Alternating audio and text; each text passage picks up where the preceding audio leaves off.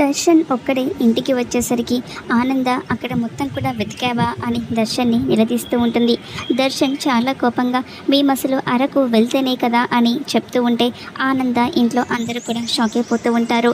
మేము వెళ్ళింది city outskirts Anantagiri hills అని దర్శన్ చెప్తూ ఉంటాడు. తనే ఎలాగైనా వదిలించుకోవాలని చెప్పకుండా ఎటో వెళ్ళిపోయింది అని దర్శన్ శరణ్య మీద నింద వేస్తూ కోపంగా అక్కడి నుంచి వెళ్ళిపోతూ ఉంటే ఆనందకు ఏం చేయాలో అర్థం కాదు. ఇంతలో ఇక శరణ్య వాళ్ళ తండ్రి మేమే వెళ్ళి మా అమ్మాయిని వెతుక్కుంటాం అని ఆనందకు చెప్పి వెళ్తూ ఉంటే ఆగండి అన్నయ్య గారు నేను కూడా వస్తాను అని ఆనంద వాళ్ళతో వెళ్తూ ఉంటుంది.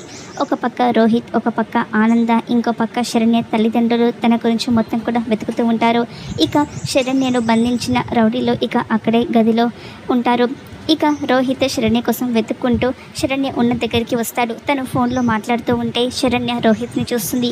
ఇక కిటికీలో నుంచి బావగారు అని శరణ్య రోహిత్ని పిలిచేసరికి రోహిత్ వెనక్కి తిరిగి చూస్తాడు. శరణ్య గొంతులా అనిపించింది, తను ఇక్కడే ఉన్నట్టుంది అని రోహిత్ అనుకుంటూ ఇక శరణ్య ఉన్న ఇంటి దగ్గరికి వచ్చి డోర్ కొడుతూ ఉంటాడు. డోర్ కొట్టేసరికి రౌడీలు అరే ఎవరో వచ్చినట్టున్నారు, నువ్వు వెళ్ళి ఆ అమ్మాయిని దాచేసి నేను వెళ్ళి డోర్ తీస్తాను అని రౌడీ చెప్తూ ఉంటాడు.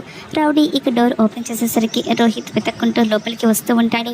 ఇంకో పక్క రౌడీ శరణ్య నోరును గట్టిగా మూస్తూ ఉంటాడు.